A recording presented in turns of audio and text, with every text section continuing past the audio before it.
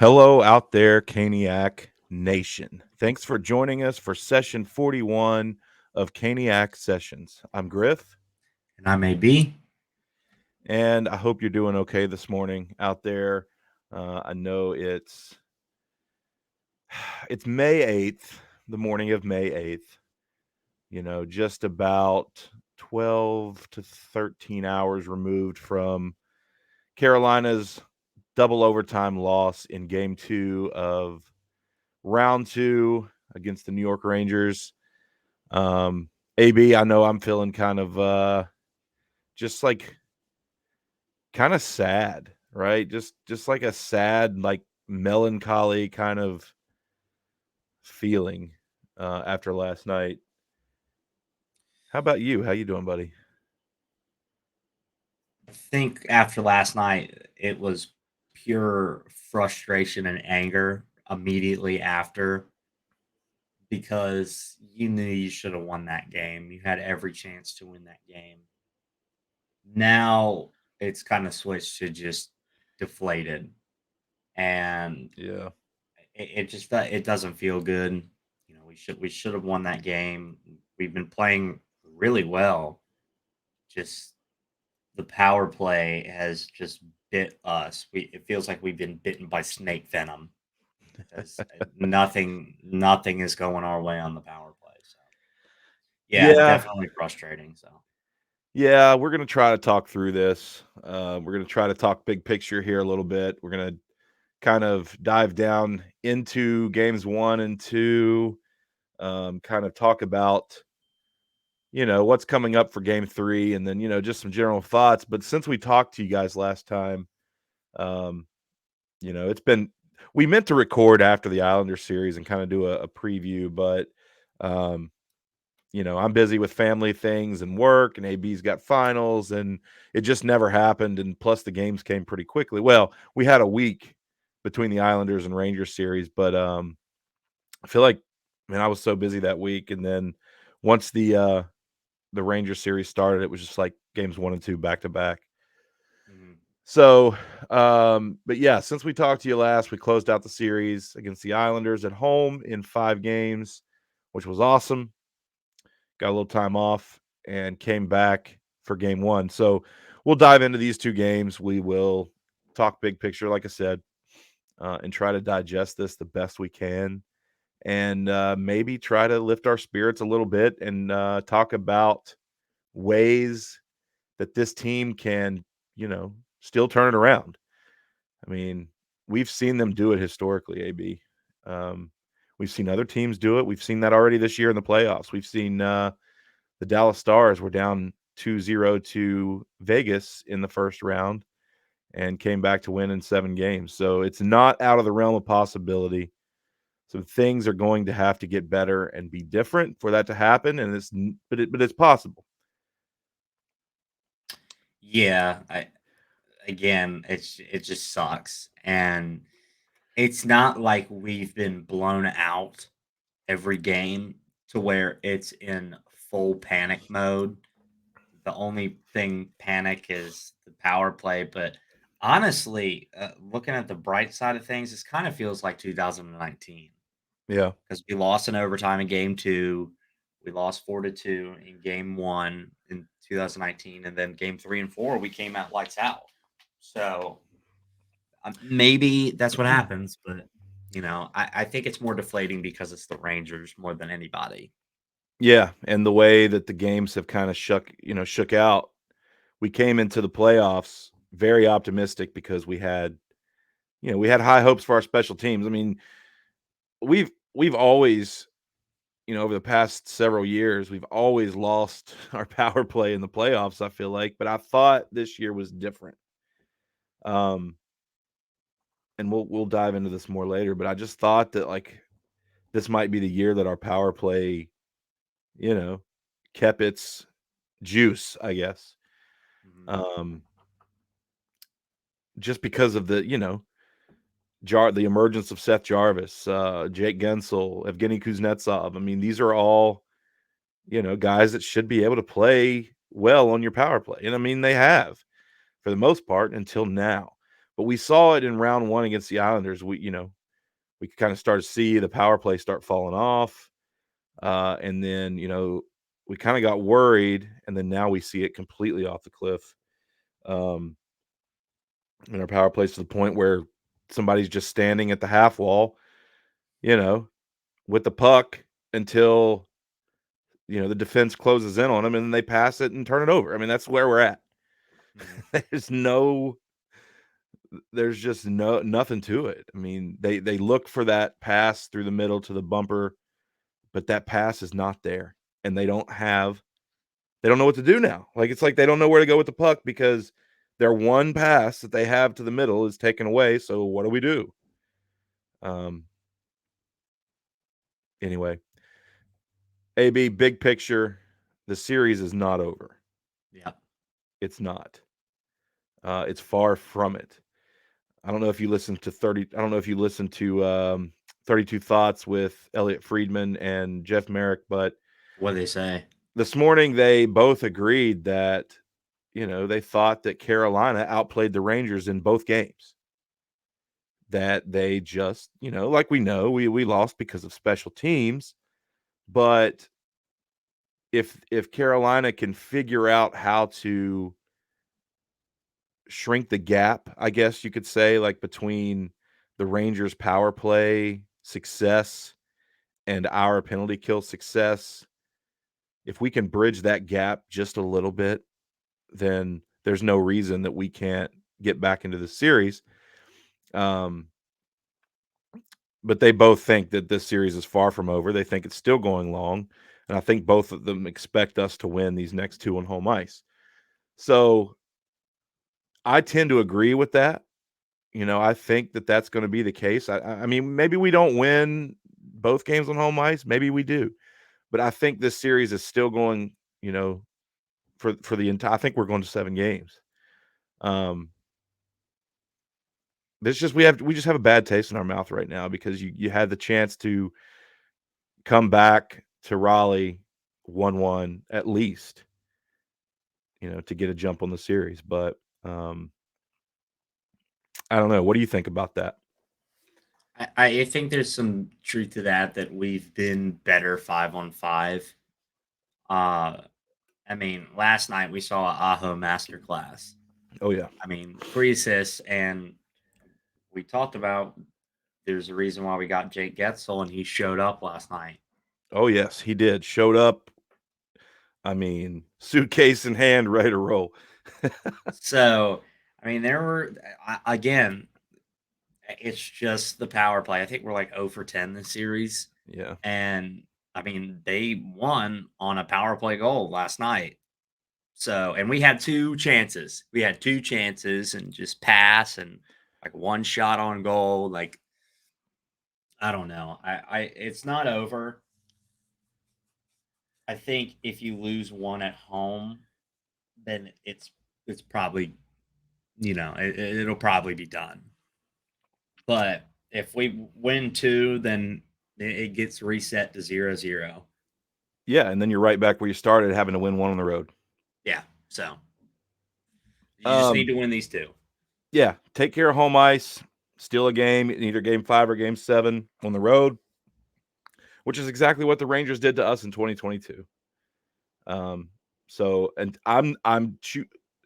last night last night I was pissed, right? I was doomsday Griff running around like I don't know. I could have gone outside and punched dents in the side of my car, but I didn't.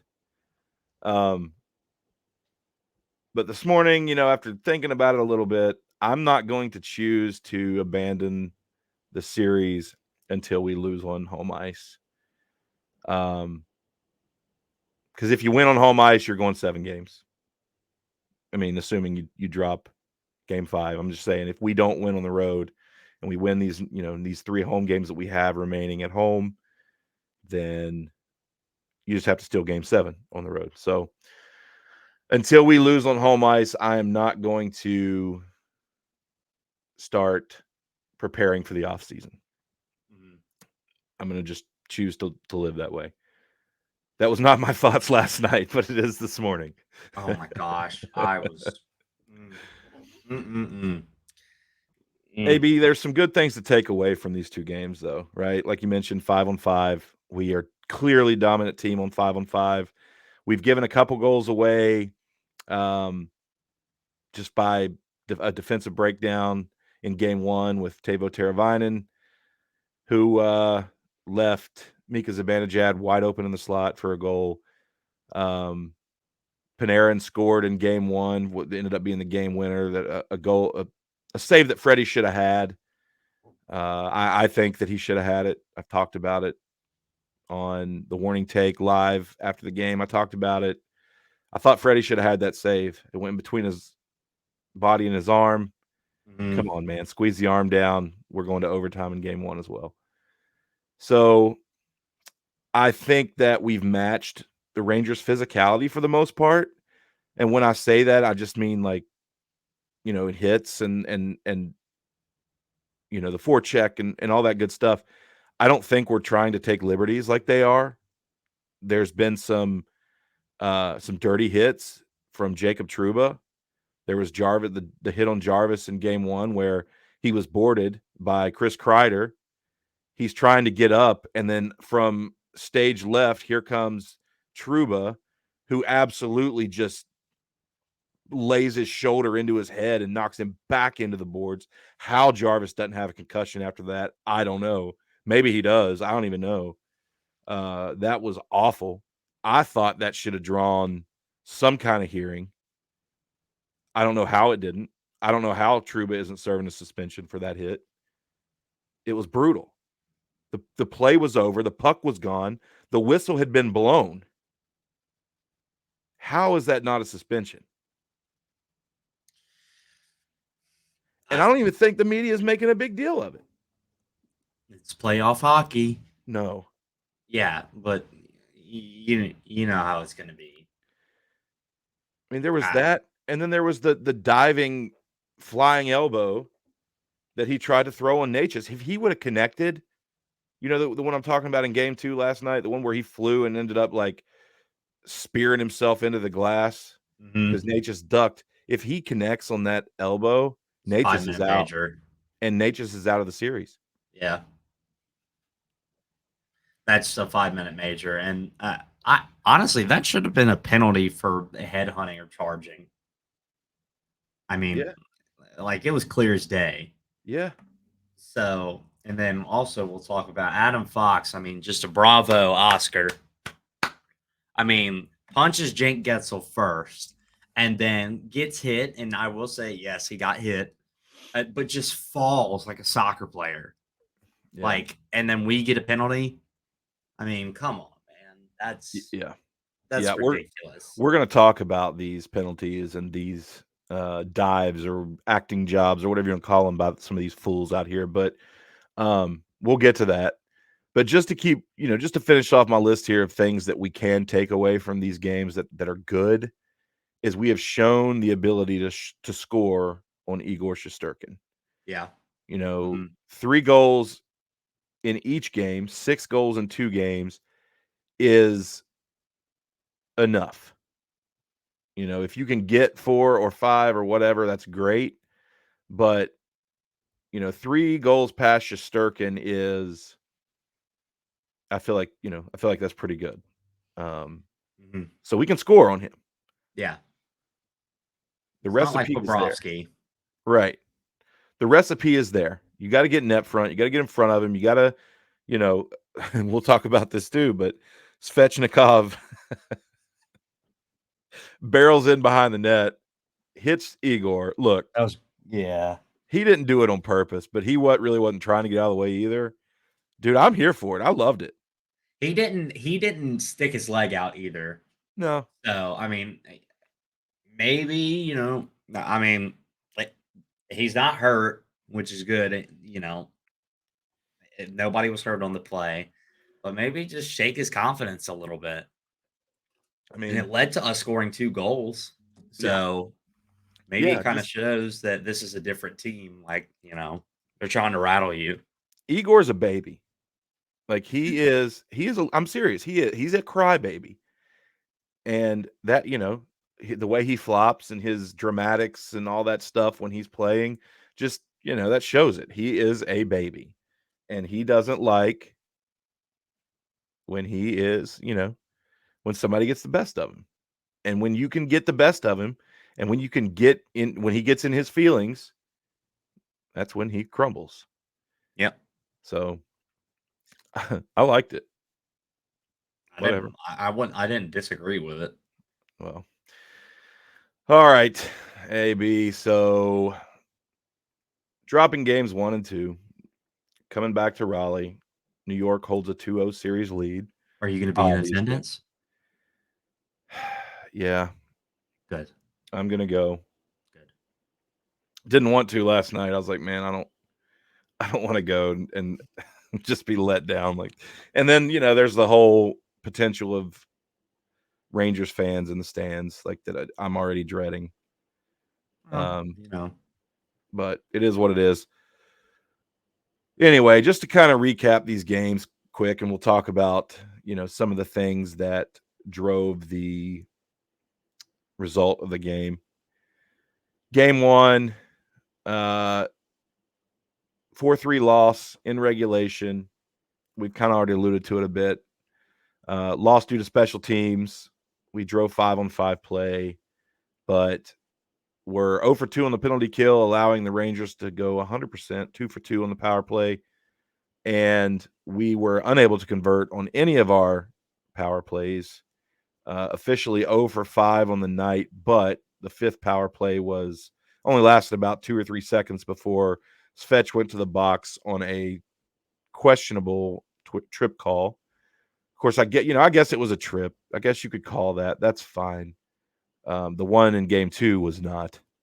But so officially 0 for 5 on the power play, but really 0 for 4.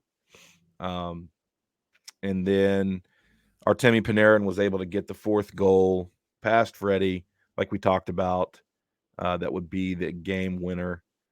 And, that game just boils down to the special teams. And then I thought a lot of the special teams issues were being unable to win a faceoff in key moments. On the game, we were over 50% on faceoffs, but I thought it was in those key moments, especially on special teams, where we were unable to win a faceoff, allowing them to get set up on the power play too quick, and then wham bam, thank you, ma'am. That's it.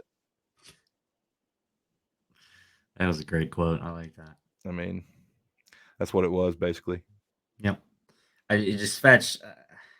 Going back to the fetch thing, I know that the last one was kind of soft. The last one last night was kind of soft, but man,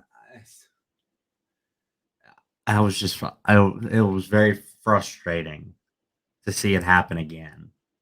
And it felt. I think there were two times during the night when we had the advantage, and then all of a sudden we take a bad penalty. So, I mean, I don't know. It's just. I don't know. Yeah, that's I've said I don't know so many times in the last, well, especially this morning, because just don't know.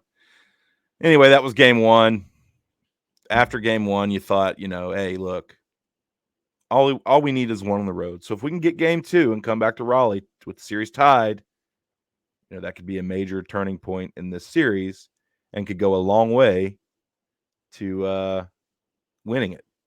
Mhm. So going into game 2, which ended up being a loss 4-3 in 2 overtimes. Again, much of the same as in game 1. Kind of, it started better, right? I thought game 2 started better. Even though we gave up the first goal to Lafreniere, that was a 5-on-5 even strength goal. That was fine. Good shot. Freddie was screened. He couldn't see the puck. It goes in. Okay, whatever. Fine. And then we responded in the first period with 2 goals of our own. Went into first intermission 2-1. Feeling real good. I felt great. Mhm. Um, then we gave a power play goal. I believe it was that the second goal power play goal? I believe it was another Lafreniere goal. Maybe I it wasn't. think it was either that or the third one. I can't I'm pulling it remember. up right now just so But we yeah, have. the first goal by Carolina, net front presence, net front presence.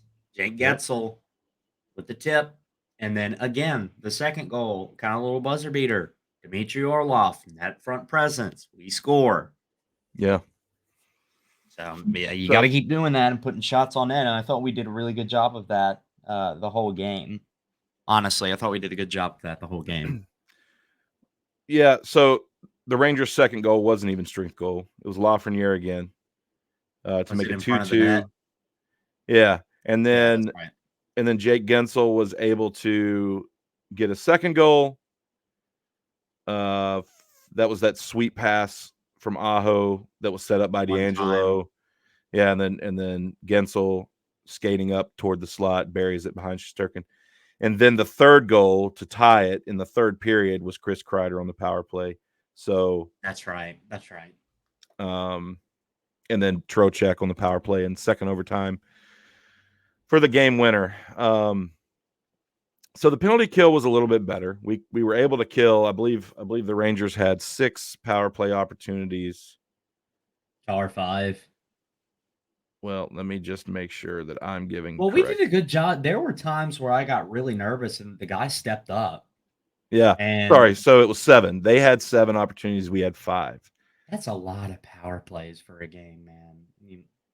Yeah, that's something I Some wanted to talk calls you about got to too. let go. I mean, for both teams. I'll say this for the Rangers and the Hurricanes. You got to let some of those calls go. Absolutely. I mean, let them. Let's see. So 7 5 is 12. So 12 times 2, that's 24 minutes of power play in a 60-minute game. Yeah. Right. And I had this down to talk about, just penalties in general. And really, I mean, we could talk about game 2, but in the playoffs period, Yeah. just I don't know. Before we get to this, I just want to finish up what my thoughts here on the special teams in this game. We had our chances. Mhm. Power play had plenty of opportunities. We had 2 power plays in overtime before the Rangers got theirs in overtime. Um, so you convert on one of those, you win the game.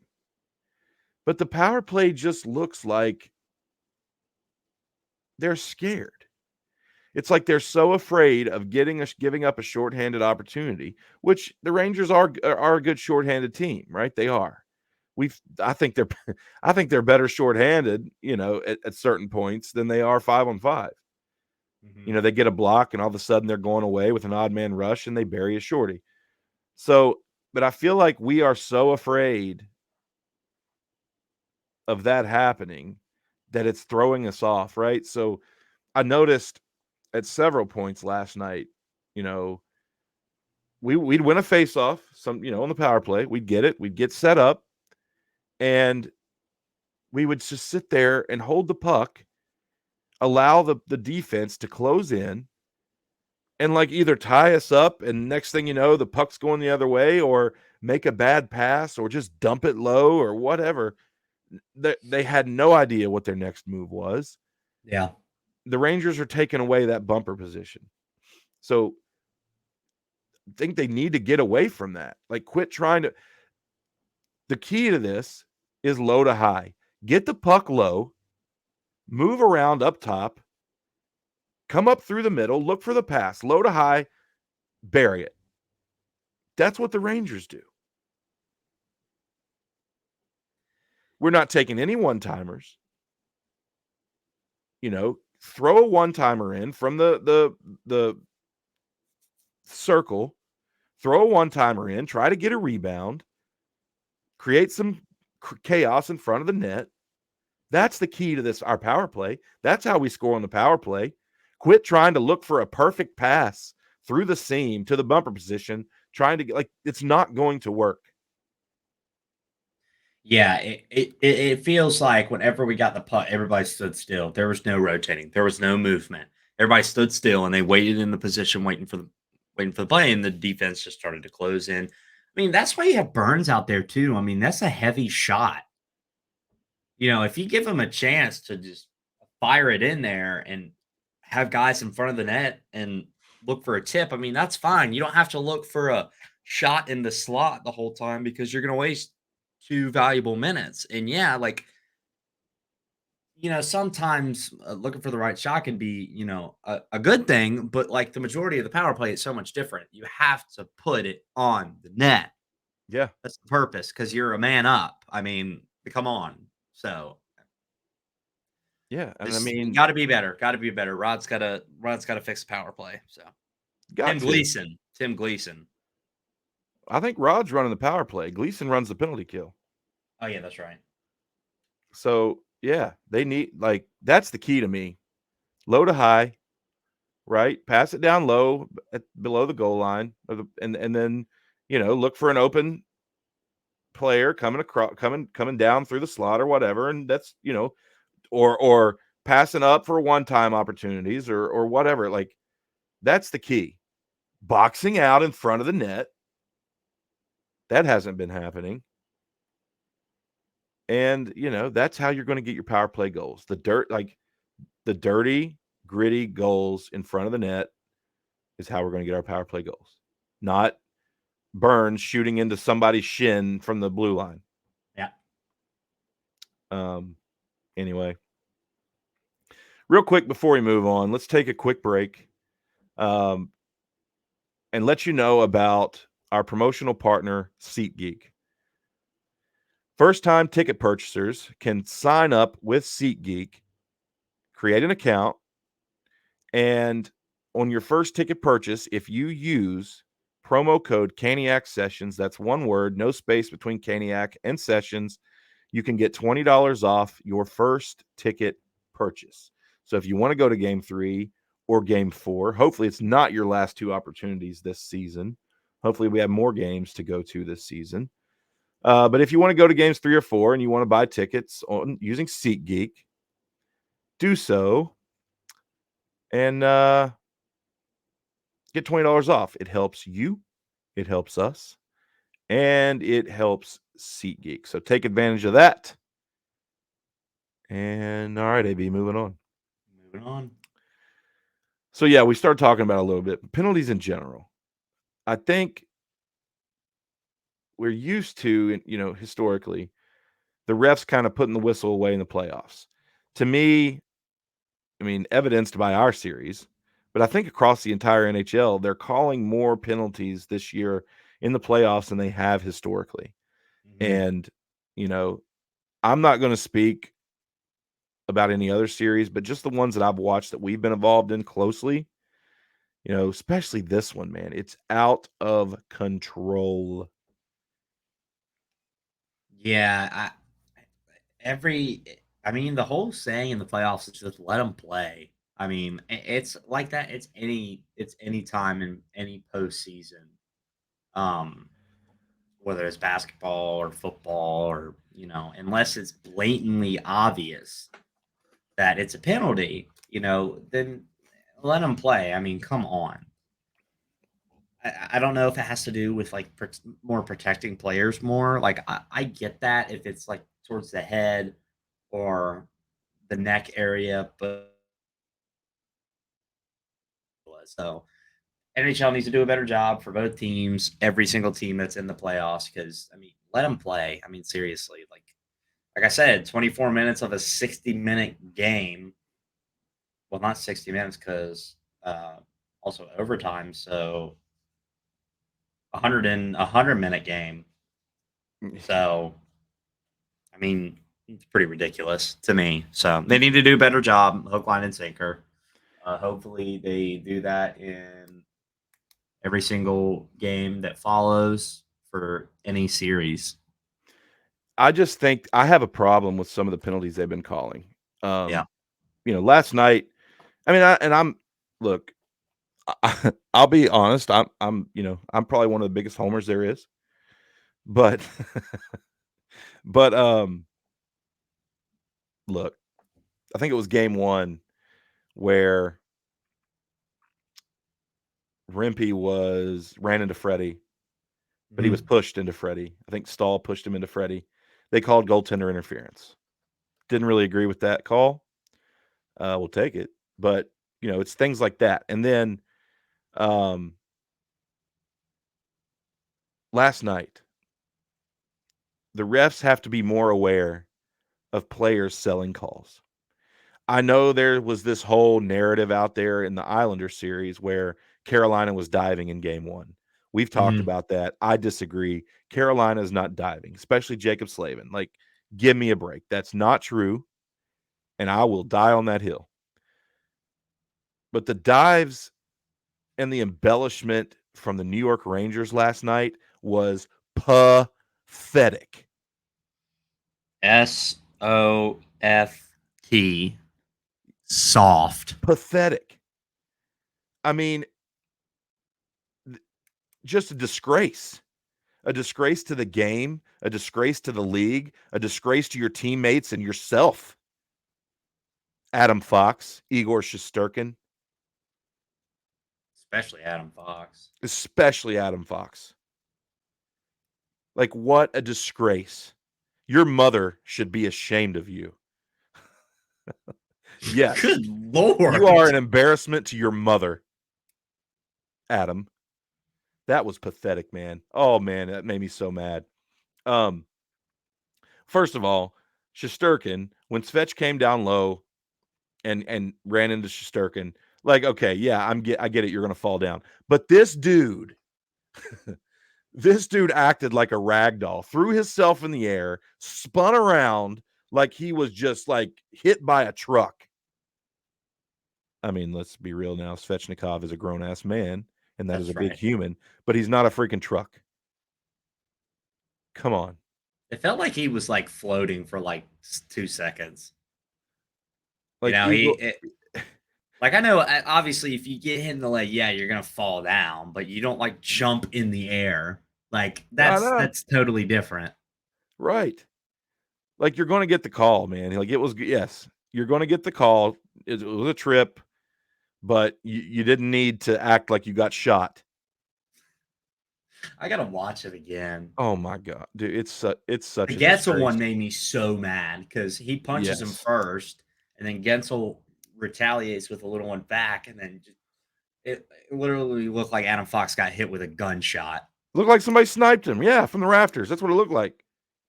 Terrible, man, just terrible. And then they I don't called know it. if they scored on those power plays though, They but still, scored it on doesn't matter.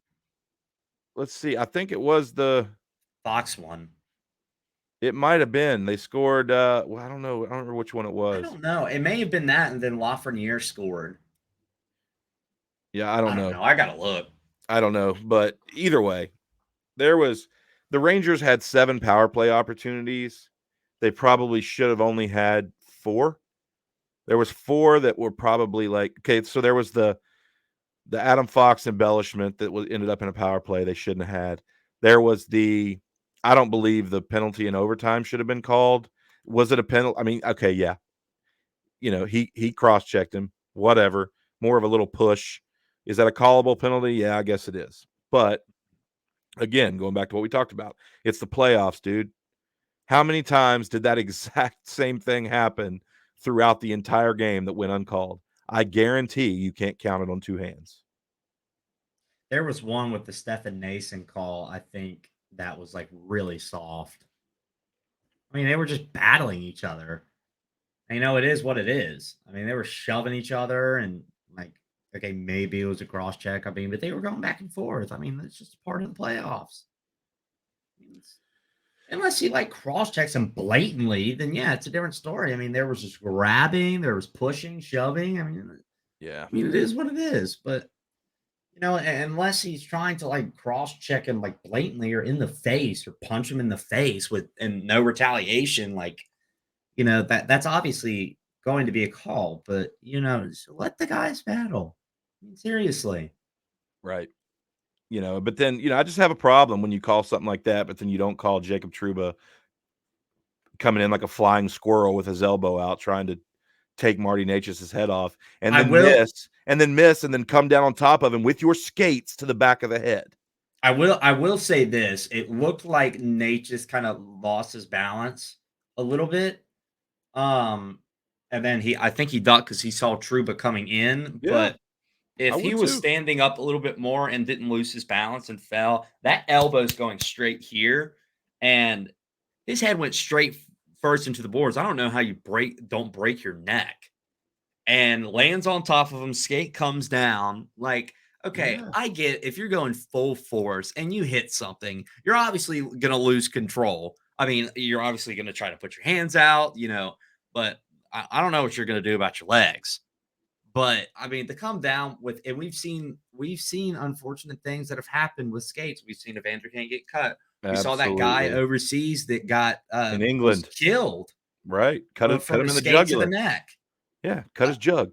so thank you. It So did. it did. That was just the jug was a very, The jugular vein. yeah, but Cut him. the jug cut him, kill him.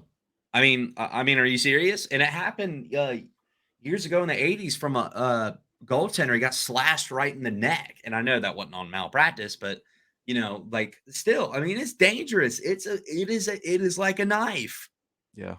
I mean, I That's I just don't my know. problem. I just they call that soft crap, but then they don't call the blatantly obvious stuff. And look, at the end of the day, like the fact that they called all these penalties is not what is not, it's not the reason we lost. Yeah. Maybe it played into it. Like, yeah, if they don't get a power play opportunity, to key moment and score on it, then maybe we win that game. Like, yeah, it could have swung the game either way. But at the end of the day, we had an opportunity to score on the power play in overtime and throughout regulation as well, and we couldn't convert. Yep. So that's why you lose the game. Yep. I refuse to blame anything else. I'm not blaming Freddie. I'm not blaming Rod, other than the fact that, Rod needs to adjust a couple things. I'm just blaming the fact that, you know, the inability to score on the power play. And I mean, I guess that goes back to Rod at the end of the day. But I'm not going to blame Rod and say it's like coaching malpractice, like some people out there want to preach. But I just think they need to make changes, and they need to do it now. Yeah. Your thoughts on the goaltending? Your thoughts on Freddie coming back and playing game 2 and his performance? Just curious. Well, I will say he made a lot of great saves to keep us in the game. He made a lot of good saves, especially in front of the net, in overtime, and in the third period. I mean, both goalies played great in the third and in overtime. The first one. I mean, there were chances for us to score. I mean, Igor held his ground. There were chances for them to score. Freddie held his ground. Um, you know, Igor can be scored on. Yeah. We've talked about that. He can't be scored on. Obviously, Freddie can be scored on. Do you go to Kochetkov? I don't know. He hasn't played in a month. Yeah. Maybe, but I mean, there was some where Freddie was down and out, and he couldn't do anything to stop it. But there's some times where he, I don't know, he was like going out on like all fours to try to just like stop it, and like that leaves the goalie vulnerable. And I think the one last night could have been stopped easily. Um, Yeah, he tried to get it with his glove. He just missed it. yeah. So I don't know. Do you go to Kochetkov in game 3? I'm not opposed to it. I'll give you my answer on that at the end of the pod before we get out of here. All right. I mean, that's pretty much all I have to say about it. Yeah, I think Freddie's been fine. I think the goals that have gotten past Freddie are just good plays, good shots, good goals, right? There's been 2 that I've had a problem with in Yep. this series. One was the Panarin goal in game 1, and the other was the overtime goal last night. But look, you can't expect him to be 100% perfect. Yeah. He's still a human. He's still a player, right? He's going to make a mistake. And it's limiting that. And to be honest, if he doesn't make some of the saves he makes leading up to that, you're not even in that position to begin with, Mhm. right? In second overtime. I mean, he made some outstanding saves in the first overtime. Very good saves. So I Now, whether I'll like I said, I'll let you know what I would do at the end of the podcast, but what I think Rod's going to do is I think he's shown that he's riding with Freddie, good or bad.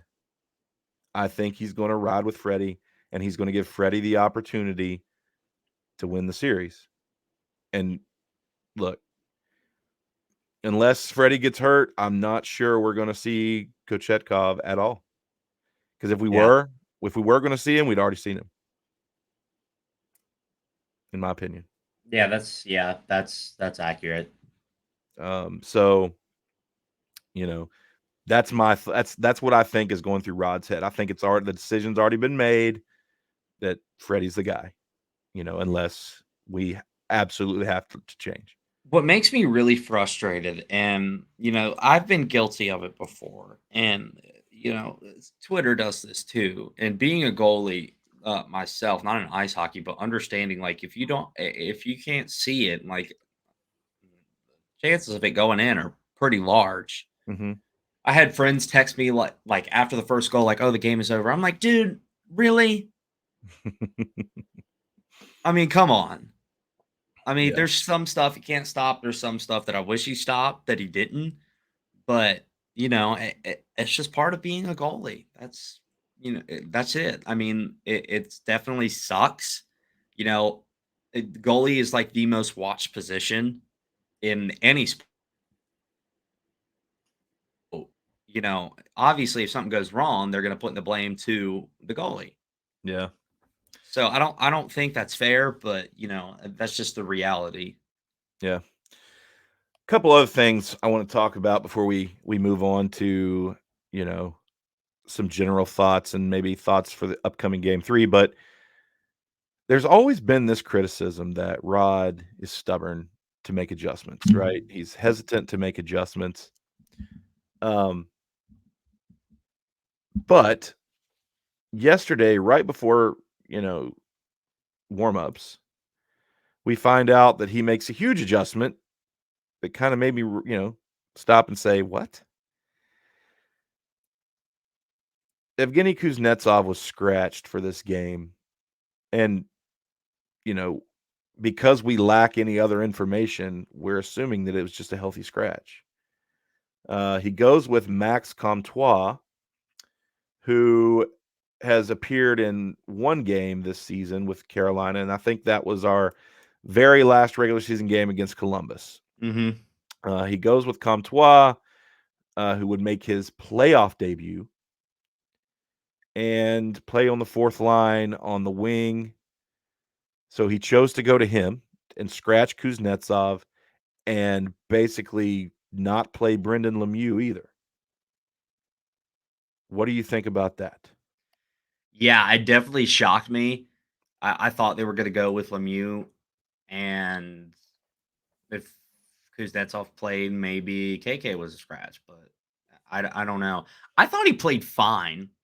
I mean, I didn't really see anything bad. I mean, he was physical, he was contributing on offense, getting in the dirty areas. I think he looked fine. Um, I wish there was a part of me maybe Lemieux started for physicality, but at the same time, like, I don't think it would have changed anything.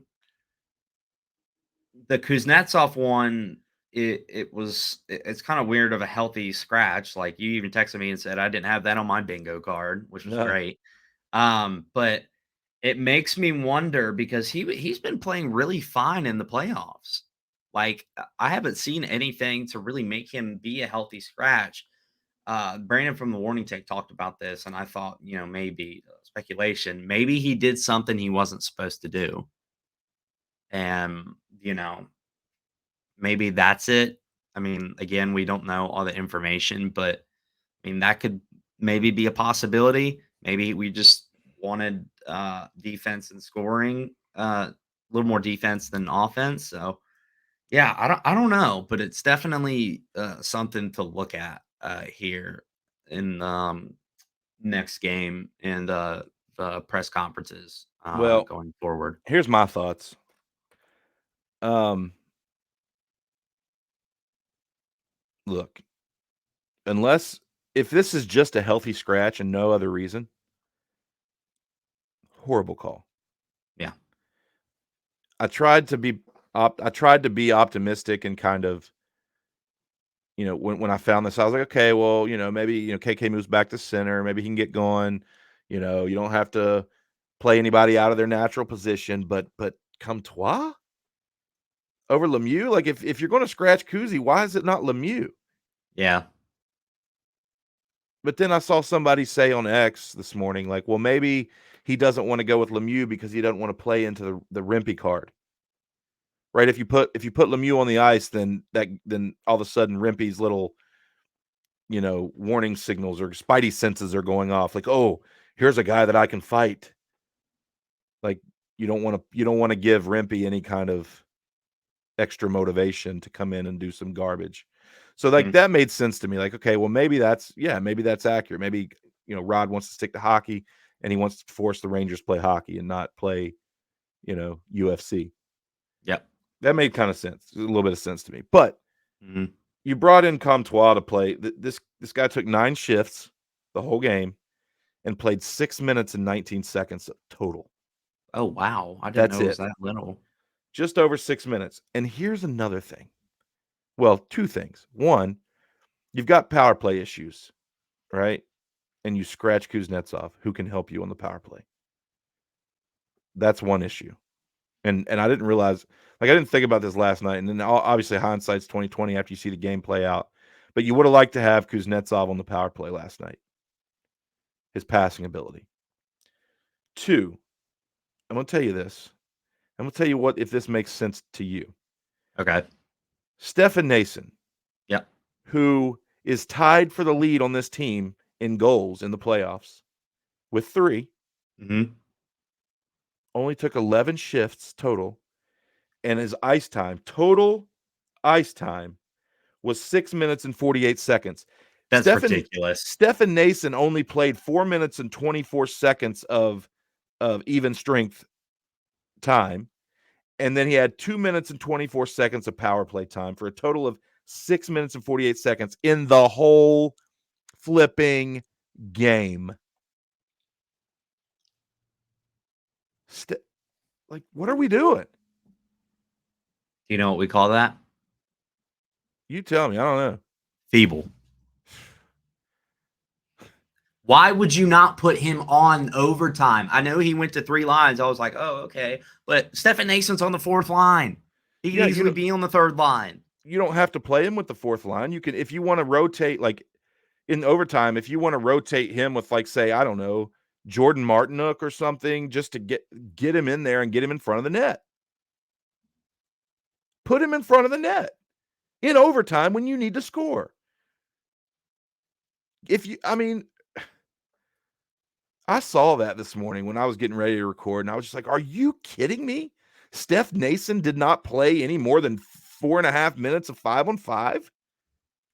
I need to look at this real quick. I need to look at was he hurt? Let's see. I don't know, man. Stephan Nason. KK, who can't hit a flipping water if he fell out of a boat, played more time than that. I think the KK experiment is over, man. I'm so sick and tired of it. And all right, let me look at everybody's ice time here. Okay, Sebastian Aho, obviously 30, Jack Drury 22, Jane Getzel 26, 29 for Jarvis. Steph Nason had the second least time on ice last night. What about our defense? Our defense played like pretty much the same, but I don't know, man. And if you had Kuznetsov in there, are you putting him in? Are you putting him in overtime? I would. We needed a goal. We needed a goal. How do you score on Shesterkin? You park in front of him. You box out. You either try to get a deflection or you try to get a dirty goal off the rebound. That's how you score on Shesterkin. You're not going to score on him unless you take his eyes away or you get a deflection. Who is the best player on our team, or one of the top 2-3 players on our team at deflections? Yep, Stephen Nason. Or dirty goals. Yeah. His work around the net is one of the best on the team. Maybe second to maybe Gensel. But I don't know. Anyway, moving on. I thought the top line was good last night. I thought Gensel, Aho, Fetch were played good, well. For the most part. Yeah. Now I've talked myself into anger again. I was calm before we recorded, and now I'm just angry again. Yeah, I'm more upset than anything. All right, game 3 coming up at home tomorrow night as of recording, which will be Thursday night, 7 p.m. puck drop. All right, bringing the series back home on home ice. Hopefully the crowd will be in it. Should be. Hopefully we've got, the red to blue ratio is heavily favored by red. I hope, the team had methods in place to prevent Rangers fans from getting in there in the masses. Hopefully that worked. If I'm a betting man, I'm saying it's probably going to be maybe as normal, in PNC with all the transplants that live in the area. But we'll see what happens. Their fan base is energized right now, which sucks. But thoughts on game 3. We kind of had on here to talk about the power play and the penalty kill, and I think we've already beat that to death. Like, we know how we can make the power play better. We talked about low to high, quit passing perimeter, have a plan B, basically. We know how we make the PK better. We got to win faceoffs and key moments. We've got to, if you got a chance to clear the puck, right? Quit allowing New York to get in and forecheck and get possession, and then, that's a wrap. So,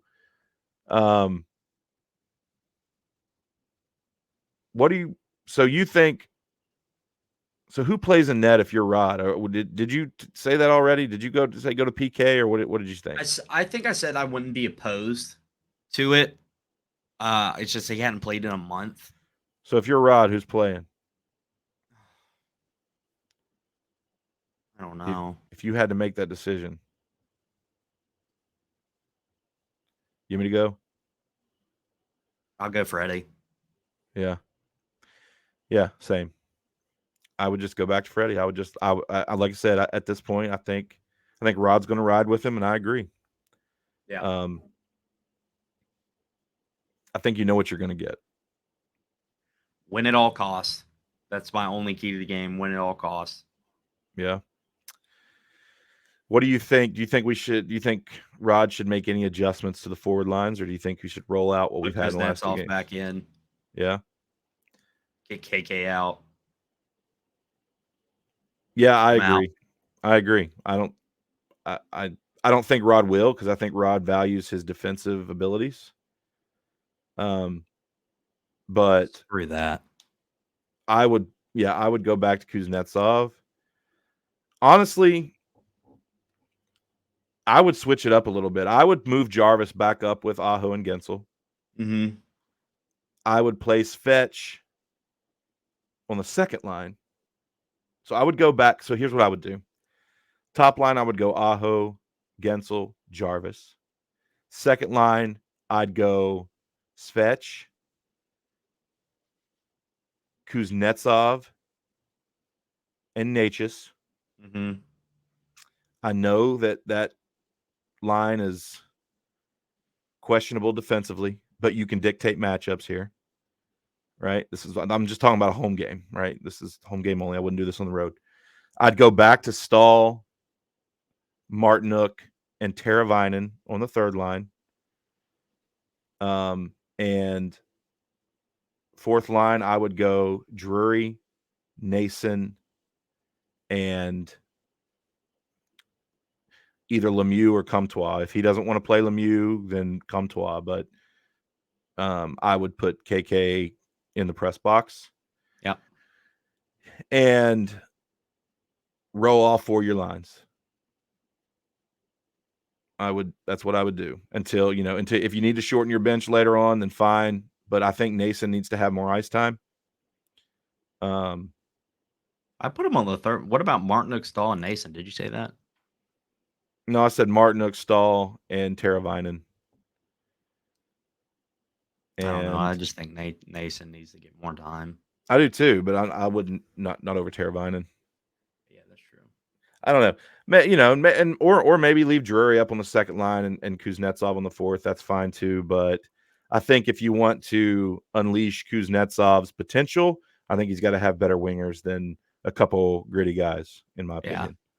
So, home ice, I would, or maybe you keep Svechnikov with, or maybe you put him on the third line with Stahl and Martinook and roll Kuznetsov, Teravainen, and Natchez. I mean, you I can do say that you too. put Kuznetsov and Svech on there, the Russian connection, maybe. Yeah, you could. You could. So I don't know. Hopefully Lots that. of options. I just don't think. Like I think we need to try the Jarvis on the first line again, man. That was rolling in the regular season. Try it again. Yeah. He Yep. abandoned it like what 2 or 3 games into the Islanders series, and he's like won't go back. Yeah. So I think it needs to get another opportunity, especially in a new series when you can dictate matchups. And then defense, you're gonna have to keep going with what you got, and maybe we'll see Pesci get back.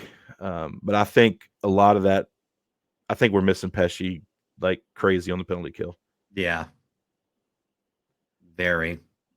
I think that's one of the reasons why. I mean, maybe Pesci's presence like prevents one of those power play goals, and one of those power play goals could change change the deciding factor in the game and give us a win. Yeah. So I think we're missing Pesci. We see where the gap that he leaves, but all right, just a couple general thoughts I have moving forward, and then we'll get out of here. We're almost done, but last night when we saw Vincent Trocheck score that second overtime goal, and just the way he's been playing in the playoffs and really the whole year, really, really, really makes me miss that guy. Yeah. We decided to pay KK, who was, the organization chose for the cheaper option, younger option, but they thought that they could pay him less for longer term and basically develop him into what they wanted him to be, which was that second line center.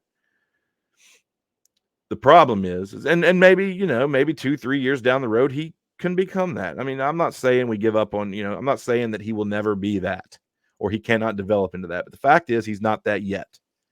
Yeah. And the thing is we've got Stanley Cup aspirations this year. And, that's like still a glaring hole in this roster. Yes, we got Kuznetsov.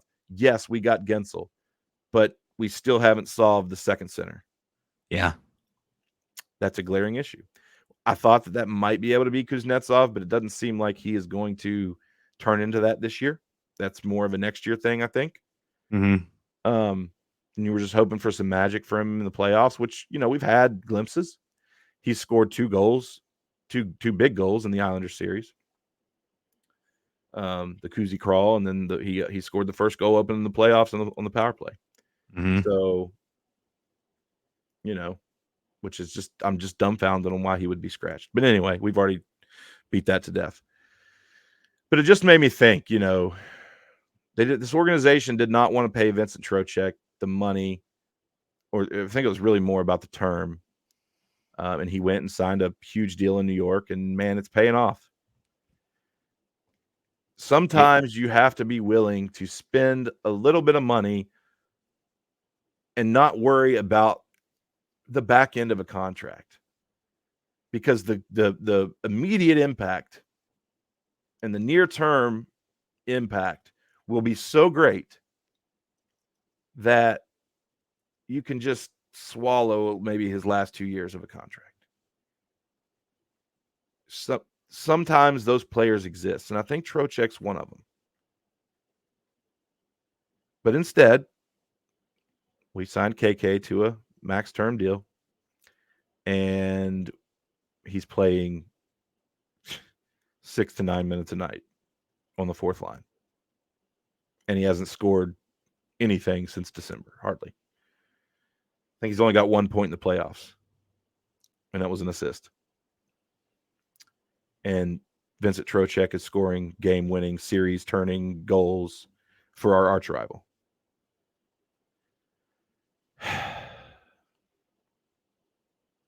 I don't know, man. I really don't know. I mean, Trocheck got paid what, like $7 million for 7 years, something like that. Yeah. Well, something like that. But I mean, but because they signed him to that contract, it could bring them a Stanley Cup. yeah.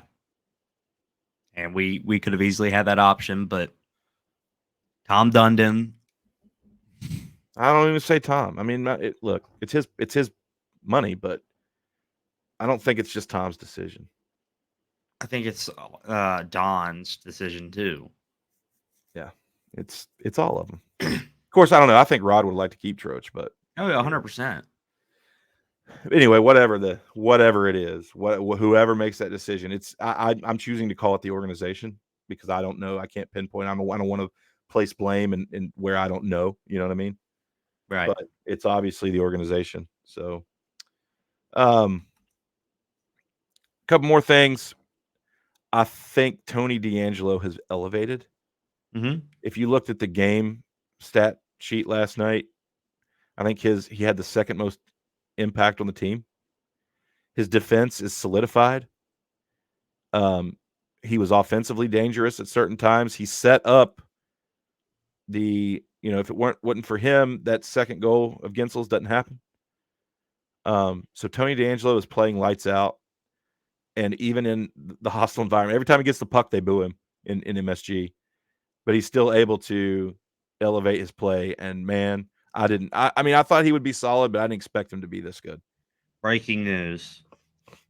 Brindamore said Kuznetsov's scratch was to give Comtois a chance to play, wanted to switch something up, and thought Max had practiced well. Are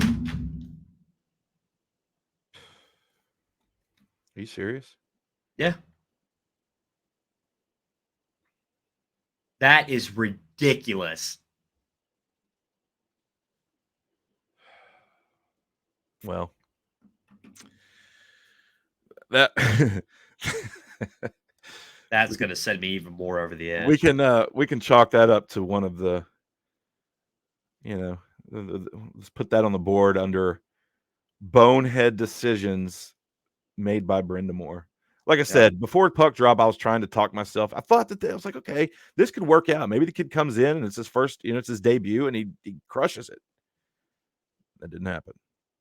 All right, let's not do that again, Rod. Nope. And if we're gonna find any kind of like bright side of this, maybe Kuznetsov comes in pissed off next game and like, I hope so. Like, let me show you. You're not going to scratch me again. Anyway, look, if I'm Rod and I want just to get Comtois a game, like just because, I'm scratching KK. Yeah. Like he's my 12th forward, not Kuzi. All right. We're going to end with this. Okay. We still have a path, AB. It's still there. Yep. We are the superior team, 5-on-5, defensively. I fully, honestly believe that. Huh? They are the better team, special teams wise, and they probably have us in in goaltending. But there's still a path. We're down 0-2, and we've got two beauties in front of us: a Thursday night match on home ice, and then Saturday night in Raleighwood, baby. We can even this series and go back to MSG tied at 2, and it's a best of 3. All you need to do is be a little more confident. Whether you are or whether you're not, present the image that you're just a little more confident on the power play. They better practice their ass off on the power play today. I don't even know if they're going to practice today. Are you kidding me? I don't know if they're practicing or not. I mean, given that the game went into 2 overtimes, I could see them resting all day. And then also, he hadn't held a morning skate yet in the playoffs. Maybe they'll opt and skate in the morning since they're home. But I highly doubt they practice today.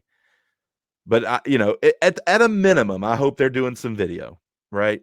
I'm sure they're at least doing some video at a minimum. They might not hit the ice, but look, solidify your power play. Take some chances. Get pucks to net, battle, box out, play hard, get some gritty goals in front of the net. You can do it. We've seen you do it. You just got to do it.